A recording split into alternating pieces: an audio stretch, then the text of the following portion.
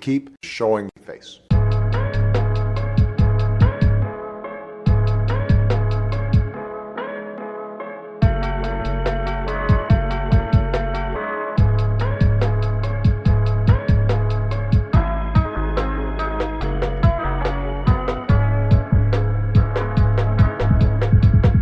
Hey everyone, welcome to the inaugural episode of the Keep Showing Face podcast.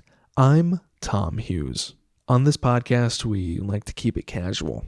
We talk about really anything that comes to mind. We're just a collection of friends, artists, filmmakers, comedians who just want to shoot the shit with one another and, put it out on the internet for everyone to hear because that's just how the world works these days. This episode is like candy for all of you indie filmmakers out there. Because here I'm talking to writer, director, and close friend Alec Palumbo about his new horror short film titled Sphinx. A little note, at the time of the recording, he had a working title for the short, and that title was Overkill. So if you hear us mention the title Overkill or just reference his horror short, just know we're talking about Sphinx. We also chat about his other film Hercules, which is set to be released soon. That title has not changed, and he also asked me a few questions about a project I recently released. He asked a lot fewer questions to me than I asked him, but that's okay, we can't all be perfect. Anyway, let's get started. Here's my chat with Alec Palumbo. Keep showing face. This is Alec Palumbo. What's going on? Alec, you had a eventful week, I heard, both like on someone else's set and on your own set. Yeah, dude. It was pretty crazy. I was on a shoot for this Hulu show.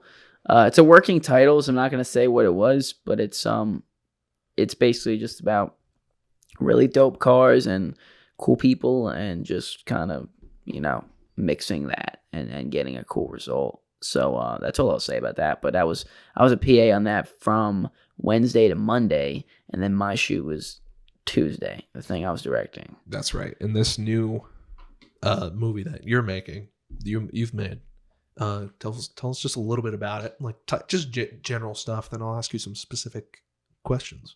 Sweet, yeah. So I got the idea like in between about to graduate college, which we did together in June, right? And getting into the real world, and it just kind of put me in this this headspace where it was like, you're a little scared to go from a classroom for how many years in your life to being out in the real world. So I got this idea for a script. It was like, let me put like my three biggest fears, right? Like in the same setting. And like, what would that be? Where can we shoot it? And how would that translate to a good movie? And what were those things? That would be, pressure, yeah, spiders, and the dark. And I know it sounds like two of those are pretty cliche, right? But, I think for film purposes, they're both visual, and I think it works just on paper. And then I figured a location out, and I said, let's just see where we could go. And I wanted to star in it just because of like, I didn't feel like paying somebody, to be honest. So I was like, to narrow that down, it helped financially, and just to be able to say, okay, like who you're casting because it's you. So what can I do with this person? Right. So I picked something. That's dope. What was like the so it's like kind of a personal piece. Yeah, it is personal. I think most of the things I do are personal. I think as a filmmaker, it's hard to write and direct something that you can't really latch onto. There's I feel like each one of your films has a certain drive to it. Like there's an underlying thesis to your movies, I think. If you would agree with that. I do, yeah. I think a lot of people that like writer directors, that kind of correlates. Like Taylor Sheridan, he wrote and directed Wind River. That has a great thesis to it about missing Native American women that don't even have cases for them. So they go missing, right. And then it's like there's no after. It's like, oh well, they're gone. He also wrote Hell or High Water and Sicario and a bunch of other good stuff. He's a writer I really like. Another one would be, not really a writer, but David Fincher. Everything he touches, I feel like is really insane and just awesome. And a writer-director, Andrew Dominic, who just came out with Blonde, the Marilyn Monroe movie with Anna de Armas. I have not seen it yet. It's been out for like 3 days. But he's a guy that his scripts, he makes a movie not very often, but his scripts are, his dialogue especially is super intricate. It's cool. Mm-hmm. Cool. Let's see. So you kind of answered like why this movie and why now. You know what I mean? Like you know your fears and stuff. I think. Correct me if I'm wrong. This is your first time in a lead role since like high school, right? Yeah. Right. Well, besides the stuff I was in for you. You're right. But in a lead role where you also directed. Oh, you know yeah. Yeah, that's my first time directing and acting since I was like a chubby loser that made his friends like film him do shit. So having like a crew. So sophomore year of college? Yeah, right? Like last semester. No. I was thinking to myself, like, cause we do a take and we had some long takes because of the blocking and the way things had to go. And I was just, I would kind of trust Jack, my DP. Yeah. I'll talk about the crew in a second too, but I trusted him with how a take looked. And then if he said we need to do another, we need to do another. Usually after the second one, I would take a look at it and we would go through it. But I don't, if he can tell me if the framing is good, but I'm kind of the one that decides like if my performance was up to par. So there's not a lot of dialogue in this one either because there's only two people involved really. Right. And one of them doesn't speak. One of them does not speak at all. I barely speak. Yeah. And one of them shouldn't speak. Yeah. If they did speak, it'd be a really weird that it's so hard not to give away like the second half of the movie, but it'll be worth the wait. But it's just being an actor and a director, I was thinking to myself, okay, this is a really small scale thing, right? Like a one night shoot. It went from 10 o'clock at night, 7, I guess, really, to 3:30 in the morning, right? Mm. And two people, like no crazy stunts or anything like that. And then I look at people like, okay, Ben Affleck, Mel Gibson, right? Like Clint Eastwood, who are doing it with big scale movies. Like like Mel Gibson, like for his second movie, right? Think about this. He starred in Braveheart and directed and produced Braveheart. That was his second movie. And the movie he did before that, he also starred in, but it was much smaller scale and like less budget. This is a 3-hour action epic, right? So he's like horseback riding. He's got to speak in a different dialect, right? Doing all the fight scenes himself mostly.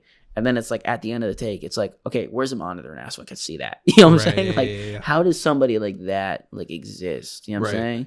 And that being his second attempt as a director. Right. Like, that's when I was thinking about that. I was like, that's when you really realize how much goes into being a director and actor and being freaking amazing in both. Right. You know what I'm saying? So you really get this, it really kind of weeds out like who can do it. You know, there's a difference between an actor that wants to get into directing and a director that can also just star and stuff. Like Kenneth Branagh is a good example, I think. Too. Yeah. I haven't seen a lot of his stuff, but he's been around. So what do you think about acting and directing? Like that, doing acting and directing simultaneously now versus doing it back in the day when you did it? Oh, I literally I only did it because I didn't really have enough people to put into my movies, and secondly, it was just a lot more fun. I kind of wanted a piece of the action. When I first started, when I was 11, I legit was just so naive. I thought that directors had to star in movies. You know what I'm saying? I legit, before I could put like a face to a face, I mean, I was 11, so it's like, I thought that Spielberg was Indiana Jones. And then my dad made that distinction. It was like, no, that's a different guy. And he's behind the camera. I was like, oh, like he's not in it. You know what I'm saying? And it was like almost a letdown. It was like, I guess being a director is cool too. You know what I'm saying? You can't make this up, bro. Like, this is literally how I thought. This is how like somebody that is putting math strategies in high school for 3 years thinks when they get a camera. Right? Like, so that's why it makes sense. But I think now, so the difference between doing it then and now is I wasn't forced to put myself in this movie, you know what I'm saying? But my main character is a tennis player, which I also am. I've been doing that since I was 8, and I didn't want, and it does bother me when I'm watching a movie about an athlete and the filmmaker has to kind of work around the fact they don't have athletic ability. The movie Win-Win with Paul Giamatti, directed by the guy who made Tom something. He's from they filmed in New Providence. Holy shit. He did Spotlight. Spotlight. I'll think of his name at some point, but but the main actor, That's what yeah, right, like Jamie, can you? Yeah.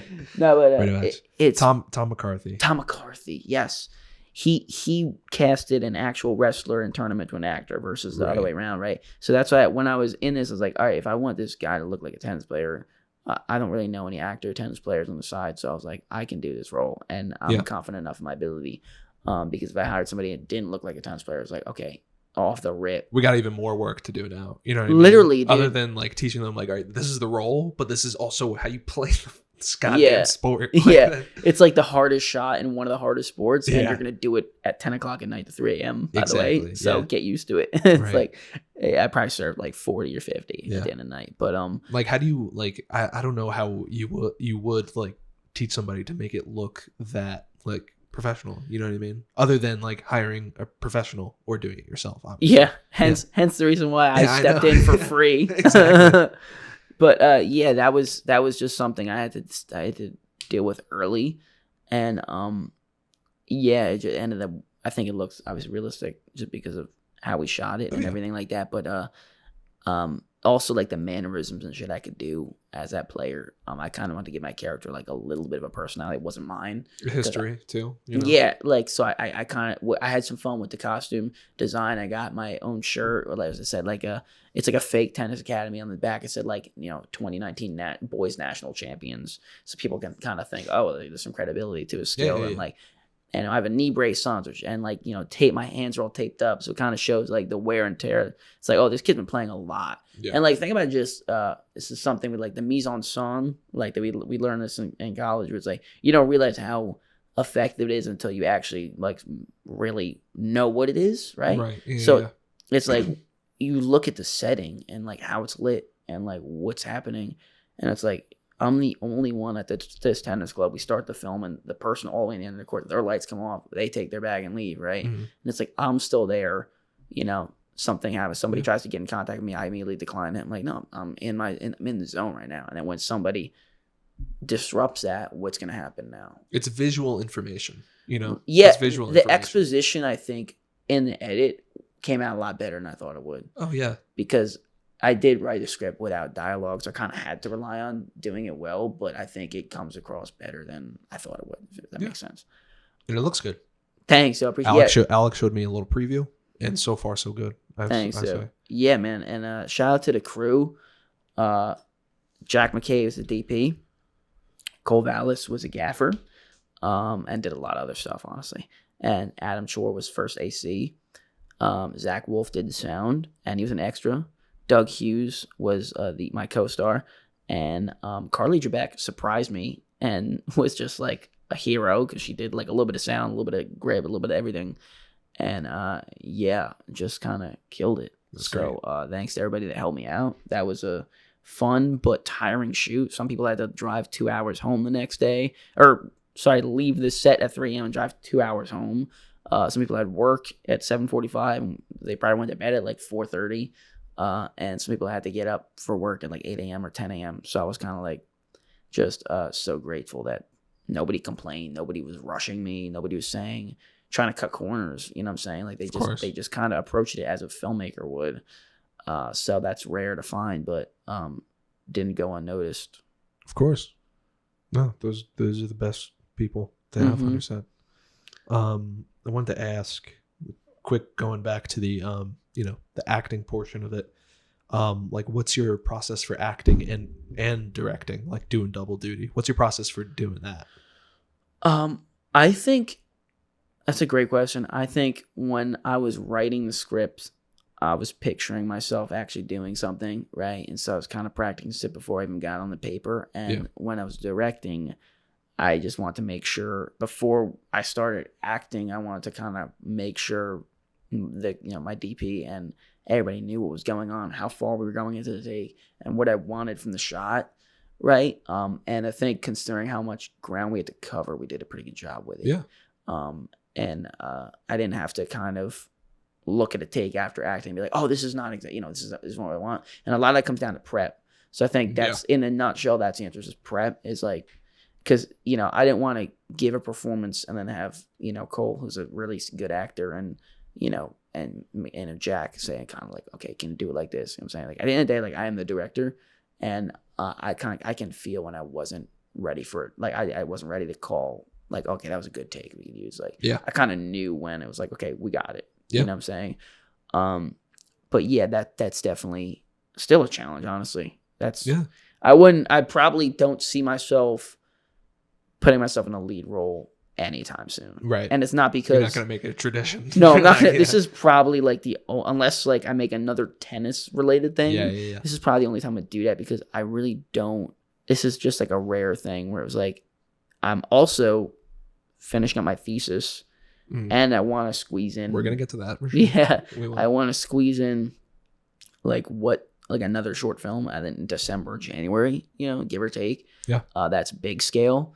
And so I just kind of made this because I haven't released something in a little bit that wasn't, for another client or another person.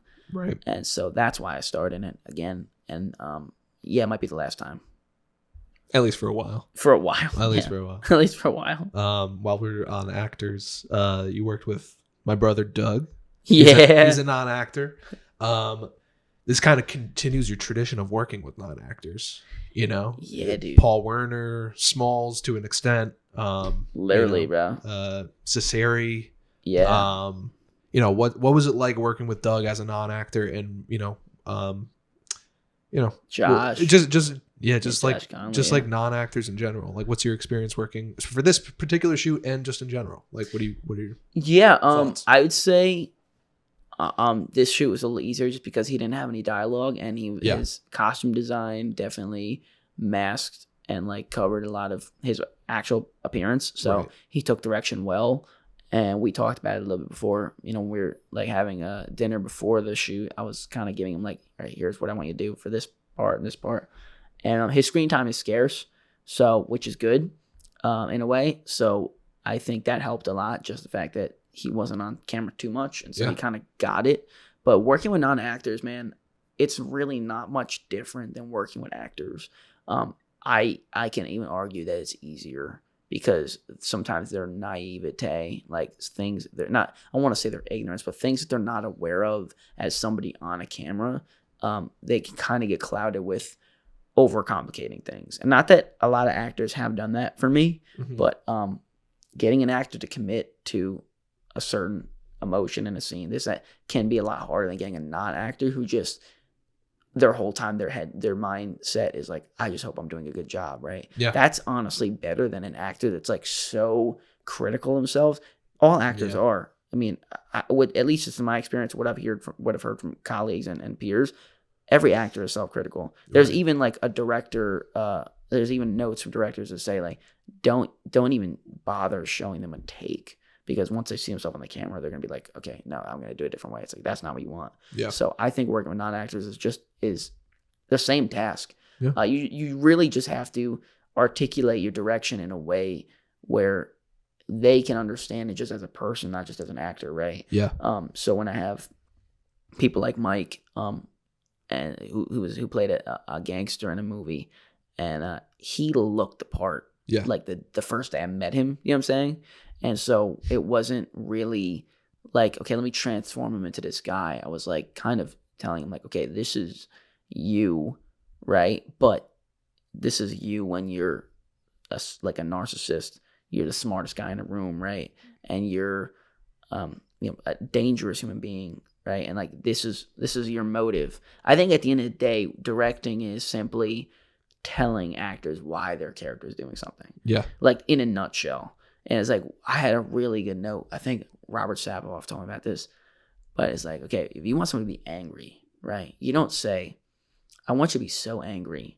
It's like if your waiter like forgot your meal and then didn't apologize and just like walked away or some shit. It's like, and then spat on you. Yeah. And it's like they gave you, or like you're so angry you stubbed your toe and your mom's yelling at you. It's like, what am I supposed to take from that? But that's something I would say. It's like, it's okay. It's like, you just have to tell them why they're angry. It's like, okay, what's the difference between saying to somebody, okay, Tom, in this scene, your best friend has been going behind your back and taking money from your account because you guys own a joint business. He's been taking money from your account. you haven't been able to feed your kid as much as you have, right? You have to sell your car, and you have to do a bunch of other things. It's like that will put you in that same mind and type. Okay, do what you want with that information. Right. Here's the lines. Yeah. Incorporate all that knowledge into the lines, and let's see what happens. Right. Right. If you kind of get what's going on in the scene, you'll know what you should be able to deliver. Right. Whereas if you just tell somebody how they should be, the way they should be, that's just. I just don't think it's not that's specific effective. enough, really. Not it's at not, all. And then if it's, I think a lot of performance has to be specificity. It's a character. You know what I mean? You want to make it seem as real as possible. The scenario you told me, and you want me to be angry over that. That's a very specific angry, as opposed to just be angry. You know what I mean? That makes sense. No, it does. It's like there's degrees to every emotion. Yeah.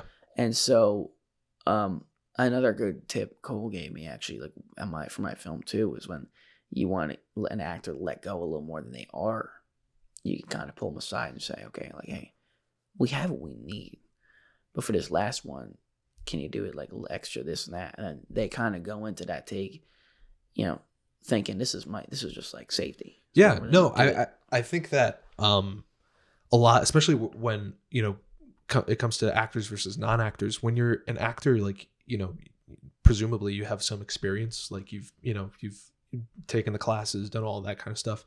When you are and you know what that world is. When you're a non-actor, I feel like you kind of surrender yourself to the process when you're on a set. You know what I mean? If it's like your first time on set, this is not what you normally do. I think that might be even easier to take direction that way. Because then it's just like, it's almost like you wiped the slate clean. You know what I mean? Like a dry erase board. You wiped it clean, and now you can write anything you want on it. Whereas for like a regular actor, it may take them a little bit longer to do that type of thing. Does that make sense? Yeah, and I'd say 90% of directing is casting, right? Yeah. So when I'm using a non-actor, it's really somebody that I'm writing something on a page, and I say, I see them in this role. Yeah. I think he looks like this kid. I think this girl looks like this kid. You know what I'm saying? Mm-hmm. So it's like, at the end of the day, it's like I knew exactly what I wanted, right, when I was writing it. And so when I get them on set, right, rehearsal is just as important. When I get them in the room and I'm saying, okay, this is the lines you need to say and yada, yada, you have to kind of just make it so they know the goal and they know what their job is way before they even step on set. Right. And so that's why I do, like with Josh Connolly, he's been a wrestler his whole life. Yeah. He's never acted before though. But I was like, hey, do you want to be a wrestler in this short film? He was like, yeah, sure, of course. Like, I've always wanted to act in something. Perfect. We read lines in my dorm and stuff like that.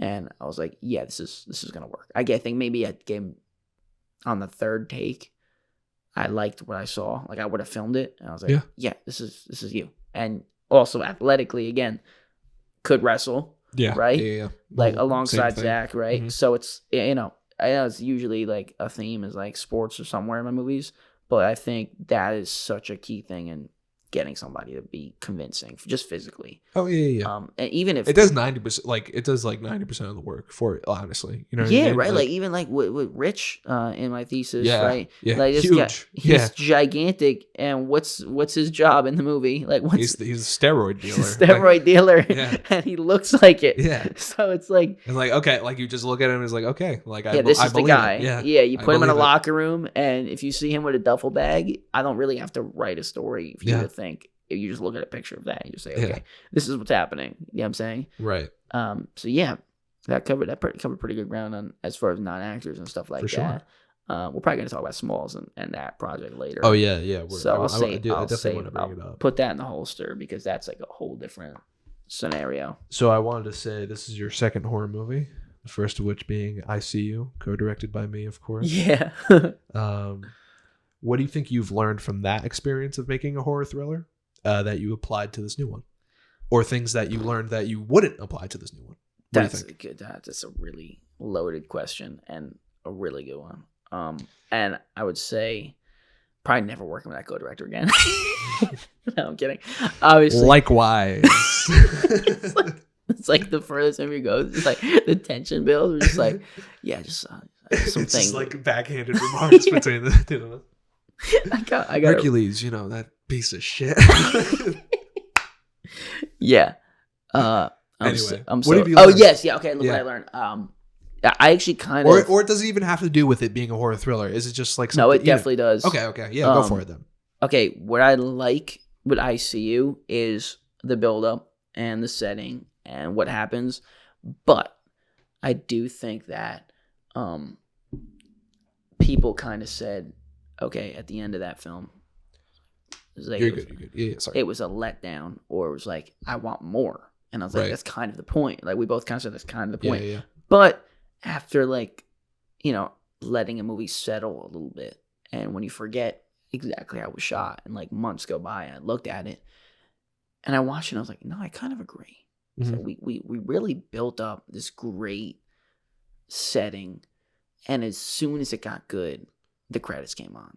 Right. So with this project, I kind of wanted to be like, okay, I kind of want to cover all the bases and let the people have their cake and eat it too. But yeah, I shouldn't even add a but. I think have their cake and eat it too. Yeah. Period. Afterwards, I'd say what we did a good job with ICU is not showing the threat, not showing the evil enough. Yeah. And I think I found a nice happy medium with this one where it's like, I don't want people to be saying like, what is that guy? Or like, what's going on?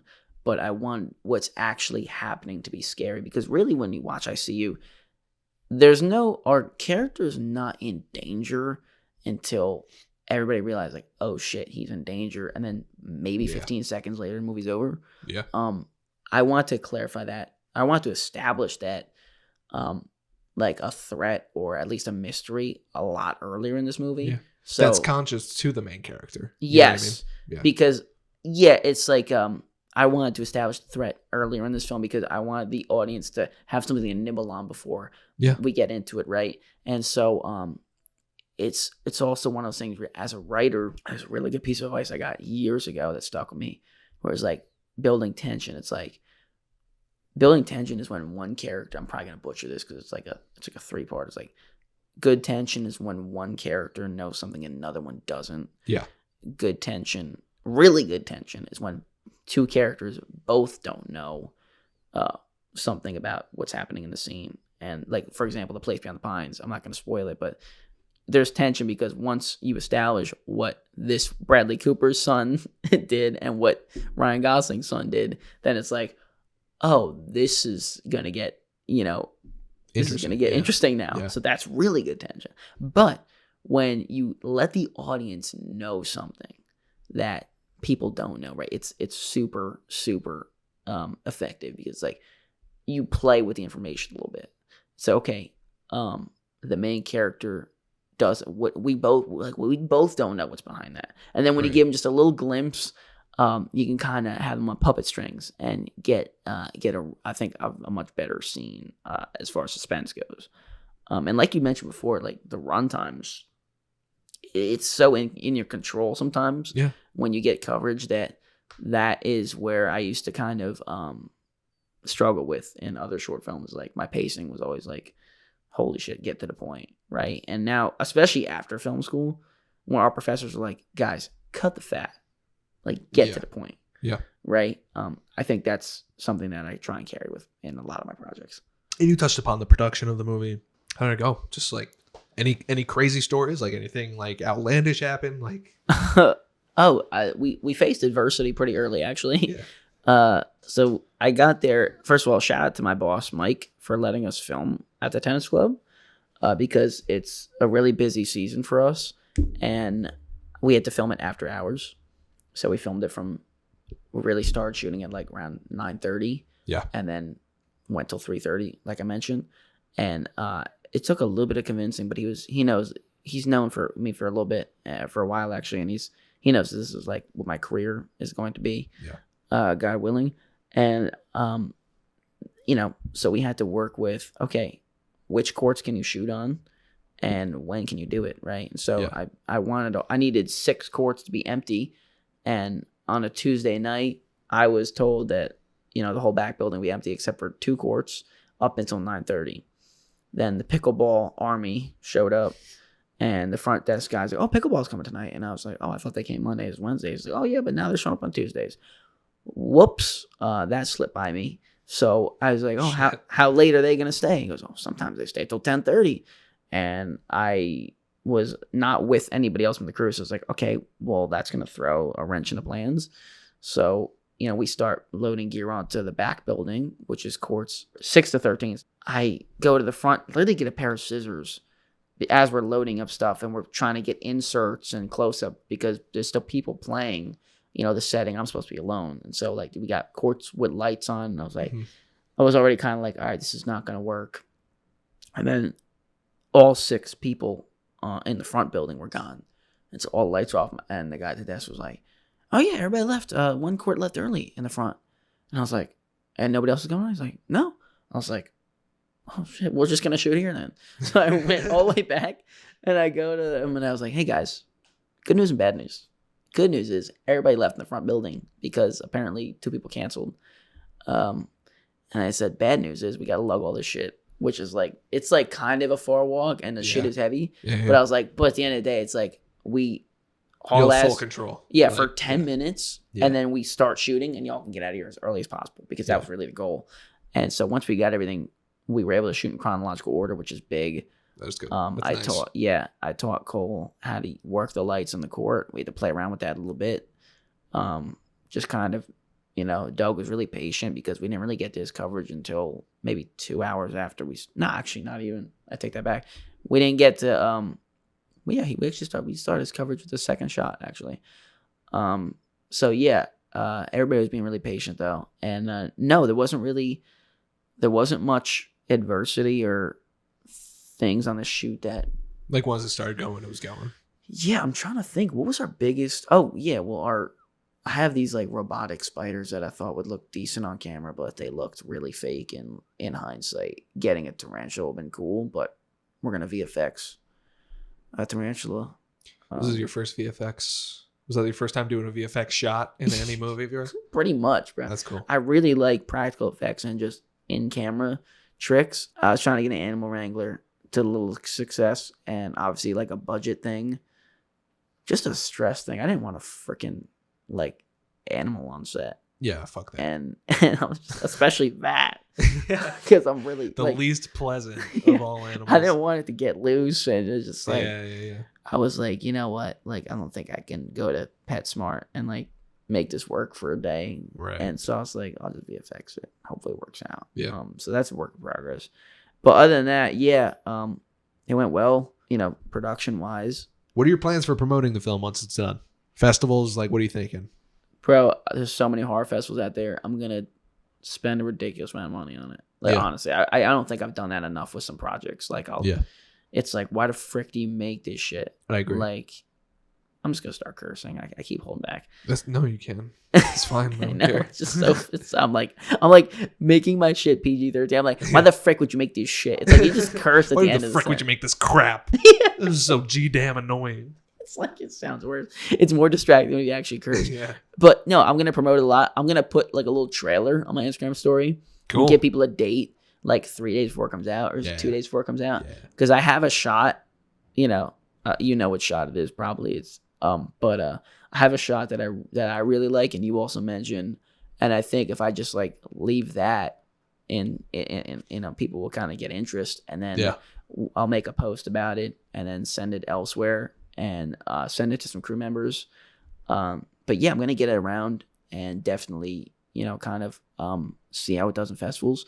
It's so much easier to do it than it used to be. Yeah. Right. It used to be actual you have to submit, you put it on, burn a DVD, which is ridiculous. Thank God we were born in 2020 or 2000. I mean, but another thing is dude, I just submitted 2 older films of mine, Lovesick and Shaolin, to a festival in Jersey City. Yeah. I did it the last day of the extended deadline. So the last actual. That's risk. That's really film festivals are a gamble, but that's even more of a gamble. And they both got in though. There you go. Yeah. But yeah, that's something that's festivals are awesome, and you just meet cool fucking people there. Yeah. And get your shit seen, dude. I've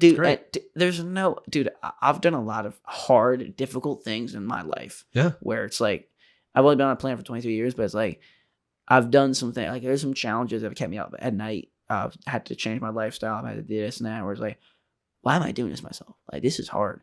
I want to say one thing that I can never conquer, and I think this goes for most filmmakers, artists, is being in a setting where people are watching your movie. Oh my God. It That's is like, one of the, even if you it's make so something, uncomfortable. even when Spielberg was showing Saving Private Ryan, he was probably shitting his pants the whole time because Yeah. you literally know, you know where all the curtains are, you know where all the smoke and mirrors are, you know how you got this shot, but you don't know that people don't know, you know, your brain. Right, So you're just thinking about like, oh, I hope that this shot has a little this, and oh, there's a C stand back here, oh, this and that. It's like, dude, they're sitting down and they're just ready to be told a story. Yeah. But it's so hard to put yourself in that same headspace. I no joke. I get like tempted to just leave the room anytime that happens. Like seriously? Yeah, seriously. Like I just can't. I'll fucking man do it. I'll own it. But dude, I was at one of my first ever festivals, and this happened in like another movie, I think. But something happened where like a few frames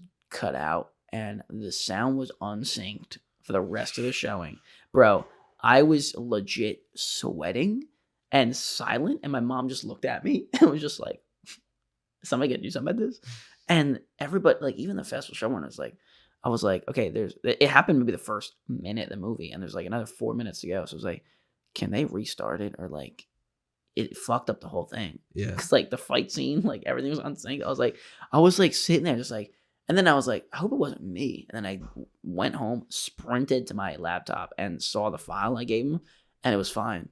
And I was like, oh, so they literally just fucked it up for me. Yeah. Great. I know. It's not even your fault. You know what I mean? Literally, it's like so. And then like you got to get the right aspect ratio and like this and that. And like there's this like joke we have where we've been in like a few festivals and they're never in a theater. They're never in a movie. It's always in some weird train station, fucking some bar, usually restaurant. Yeah. Like just some shit where like it's like some wacky screen, it's like PowerPoint bullshit. Yeah. Hercules is almost done, right? Yeah. It's probably like gonna be done within the week, thank God. We're just waiting on the mix and the color, which I'm about to review tomorrow. The color at least. And what's happened? Like, oh my God, dude, I just want it to be over with. Yeah. Because I put it. Well, I will say this much. I worked with Eli, right? Who's a kid in my fraternity. He was also an acting major. Smalls, who is never acted before, really. Also in our fraternity. Yeah. Also killed it. Fucking saved the movie, literally. My actual actor dropped the week of the shoot. Right. Which is a big no-no. So if you're an actor and you do that, don't do that. Yeah, fuck you, but don't do that. Well, we don't want to name any names, but what was his name? Right? Nah. So that was stressful. I lost the location the same day. Yeah. And then me and Zach like almost joked at first. I was like, maybe I'll just get Smalls to star in it. Because he like fit the bill. And Zach was like, oh, yeah. Good one. And then literally the next... Yeah, that'll never work. The next morning, I was like, let me just FaceTime this kid out of nowhere. Like, I hadn't talked to him in like 2 months, right? Yeah. So I FaceTime him, and I was like, oh, so like, what are you doing this weekend? And he's like, I think I'm working on like Saturday and Sunday, but like, what's up? I was just like, so I'm making a movie. And then he was like, just had to comprehend. And I was like, so you're going to be like the second billing. And here's the script, and we have 3 days to get this done. And he got an A+ from me, at least.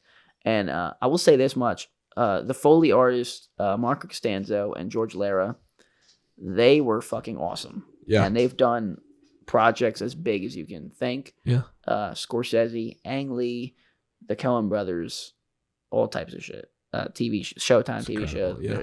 They make some great shit. And they happened to just do my thesis because my professor had an in with them, and they teach a class at Montclair State. And I was like, I'm stupid not to take advantage of this resource. And they were so fucking awesome and nice. Brought me to their studio in South Jersey, and we just cranked it out in like, I think 5 hours there. And then before that, we did like 2 weeks, no, two sessions at Montclair, and it went awesome. And I think it sounds great. But we're watching the climax. That was the first scene we Foleyed. And I'm just sitting there like, these guys are industry. Like these guys are very well known, at least. And it just in their department. And I was like, silence for the whole 90-second Yeah. scene, and I'm just like waiting for them to be like, that was all right. And as soon as it ended, like they both like, I'm not exaggerating, they both turned me, and he just goes, I think George was just like, or no, Marco was just like, where did you get those actors? And I was like, oh, one of them doesn't act and the other one does theater at Montclair. It's like, dude, they're really good. And he was like, so what was happening? Because like the story, they had no idea what was going on. It's the climax. Like, Like, so what was? Okay, yeah. Wow. Like they were like taken aback by it. Yeah. And then George just goes, which one? This was like later, like maybe like a few weeks later when we were looking at another scene. He was like, which one hasn't acted before? I was like, oh, the guy plays a younger brother. He was like, oh, he's really fucking good. And I was like, dude, I like these guys have seen some performances too. You know what I'm saying? So it was just like, wow. I was like, dude, what? Like, and I'm not taking credit for any of it. He fucking killed it. Like, just that's why I like working on actors, because sometimes it's just fun when it's like a natural. No, exactly. You just step in shit. Sometimes you think, wow, this worked out. Yeah, that is great. When you make your thesis for film school, for people that are about to go into film school, or just young filmmakers, or like people in high school like want to start doing it, it's like when you make something that's 10 pages, multiple locations, whether it may be with a crew, with your friends, whatever it may be, when you make that first big project where you're risking a lot of different assets, time, money, you prep, just like health, you can't fucking work out when you're prepping for a movie like this. Like you literally have no time. Like even if the movie is about working out, you can't work out, and that's your real test. If you're thinking the whole time, I hate this, I hate this, I want it to be over, that's just something you're gonna have to deal with, because I loved it as much as it was the craziest thing I've ever done. As a director, there's no place I'd rather be than on set directing people and telling a story and telling people what to do. It's fucking right. Boss me around. It's the night before. It's the week of. That's when you're gonna be really tested, because even like, I'll bring this up every time I talk about, like, even MMA fighters, because they have just such a crazy job and lifestyle, but like they're the way they approach things mentally is so impressive to me. It's like this guy, his name's BJ Penn. He was just on the Joe Rogan podcast, and he was saying how Joe asked him, okay, if you have two guys in an MMA gym and you coach one and your buddy coaches one for a steak dinner, and it's like, all right, you have to have him win, right, versus the other guy. He's like, how do you train him? And he goes, Joe, I said, I wouldn't train him at all with the pads. I wouldn't make him lift a single dumbbell. I would say, I'd grab somebody else and I'd say, hey, buddy, you're going to fight him tomorrow at the baseball you're going to fight him in a week at the baseball field at 3:00. Go home and get your shit together. It's like, it's not the actual fight that's hard. It's the buildup and the mental strength it takes to be like, okay, I'm going to be here at a certain time to do this goal. Yeah. If something's impulse, you're going to do it. Like if your dad walks up to you and says, yo, there's a bear in the house, like fucking kill it or something. Like, dude, not bear, I should say like a raccoon or some shit. It's like, yo, there's a bear in the house. There's a raccoon in the house. Like, kill it. You're gonna be like, oh shit. Like, you just gonna grab something and like, all right, we got to deal with this. But if like your dad comes up to you and he's like, yo, in like 2 weeks from now, like there's some gonna animal, be a bear in the house. Yeah, it's like there's gonna be some kind of animal. You're gonna have to kill it. It's like the whole 2 weeks, it's gonna be on your mind. You know what I'm saying? Right. So like when you're prepping for a shoot, you have that date. Okay, March 14th is when we're shooting, right? It's like January 2nd, you better be like working for that date. Right. Because if you're just starting like March, bro, good luck. Right. Because there's so much that goes into it. You have no idea. Like it's one of those things where like even with this shoot, I was a half hour away from my house, but like before I left the house, I was like, I did a triple check. I had a list. I highlighted things on the script. I made sure I had everything I needed. And when I get there, I was like, did I forget something? And once we started shooting, I was like, nope, you didn't. But it takes you to start shooting to realize that. You know what I'm saying? Yeah. It's so crazy how it goes. I want to talk to you about your music video real quick. Oh, yeah, sure. Because that was honestly like the funniest thing you've ever made. Thanks. And it's funny how like the past two things you made, I hadn't been able to be on your set because I was out of state. Yeah, and you also weren't able to be on my set. I know. So we're talking to each other as if like I know. It helps a little bit. Yeah. It helps a little at bit least for the conversation. with the, because it's like, oh, how'd this go? Whatever. Yeah. And Zach is like the middleman because he's on both and he's like the buffer. But yeah, so first of all, the song, like my dad like he said, like he's like, oh, like it's really catchy actually, like it's a catchy tune. How do you produce music as well as you do? Like honestly, because you've scored a lot of my films, and you've done a lot of like the Muppets thing you never really released, but like me and Doug, like both listened to it, and I was like, dude, like these are really good. Yeah, the Sesame Street album. Sesame Street, not Muppets. Yeah, sorry. No. I was like, whoa. Yeah, you're right. Uh-huh. Yeah. How's that like producing? Oh, it's like, oh, it's fun. I mean, like I've been doing music for a very long time. I learned piano in like the first grade, and then, you know, Ben, Doug, and I, my brothers Ben and Doug, we had like a band together. Doug played drums, Ben played guitar. You're about to laugh. And I played bass, and at first I played piano. I'm about to laugh. You look like you're about to. I'm not. No, what's the name? What was the name of the band though? Oh, we didn't really have a name. We were just like the Hughes brothers. That's really, really like the Jonas Brothers. Crazy. I wanted to be something crazy. Yeah. That's what I was thinking, like some fucked up names. Like, that's why I was kind of like smirking.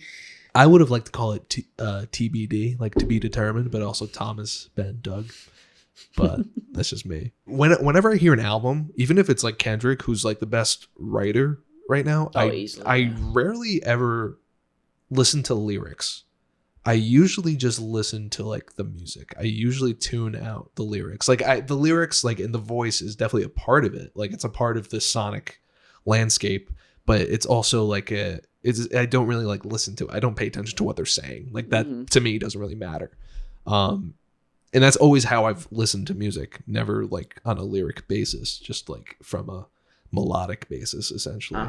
So I guess when it comes to production, I just kind of feel like I kind of have a way of how I want something to sound. I don't know. It's just like something that I've done for a while.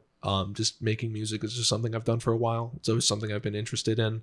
It's always something I've been an appreciator of. It's evolved into just producing my own music and shit. This is your first music video. Yeah. And I would have no idea how to approach it. Like literally. Yeah. So when I was watching it for the first time and it like all flowed, I was thinking like, oh wow.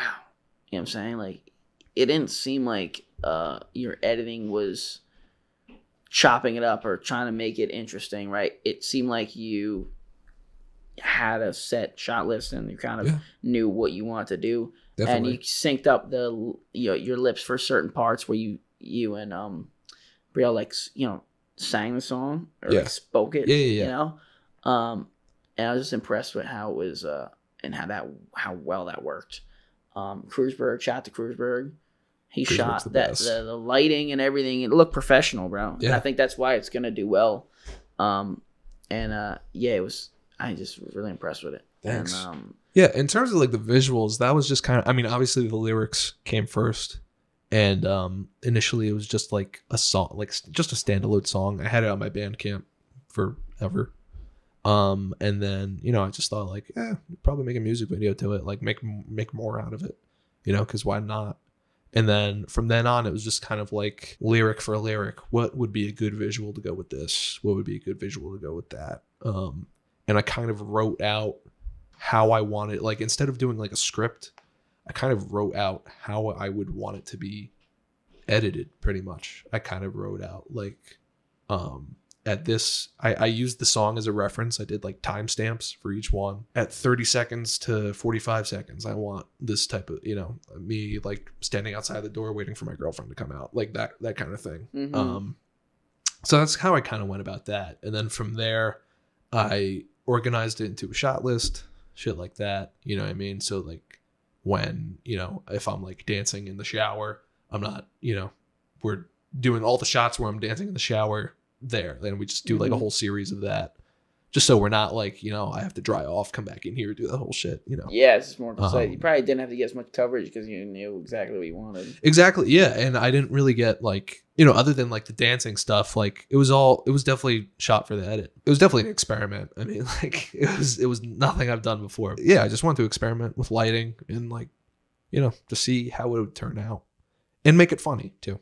Which it is. Yeah, thank you. It's such a simple concept, and it's just it's kind of relatable. Like it's like everybody knows like what the gag is. You know what I'm Yeah, saying? exactly. And so when it fits that pattern, it works. But that word experiment is so important as a filmmaker, Yeah. just in a way, because if you don't try a different genre or different style of directing, or this and that, it's like you're never really gonna grow. As a director, you got to kind of mix certain motivations for a certain story. Yeah. Right. It's like, you know, if Spielberg directed Black Swan, it'd be pretty different. Oh, it'd be right. And if Aronofsky directed Jaws, it'd be pretty different than what it was. Right. Like it's just you need that your brain. I would like to see that actually. Right, dude. An Aronofsky Jaws. That'd be pretty fire. So what do you say we wrap it up? Let's wrap it up. This is a great time. Alec, thanks for joining. Thanks for bringing me, bro. That was awesome. This is fun. We're gonna do it again, I'm sure. Keep showing face. A big fat thank you to Alec for joining me. I hope everyone listening had as much fun as we did. You can watch Alec's new short film Sphinx on YouTube now, and keep an eye out for his next short film Hercules coming very, very soon. You can also check out my music video, Getting in the Shower After My Girlfriend Used It, on the Keep Showing Face YouTube page. The links to these videos will be provided in the description of this video, or if you're listening on Bandcamp, the links will be provided below. I'm Tom Hughes, thank you for tuning in, and keep showing face.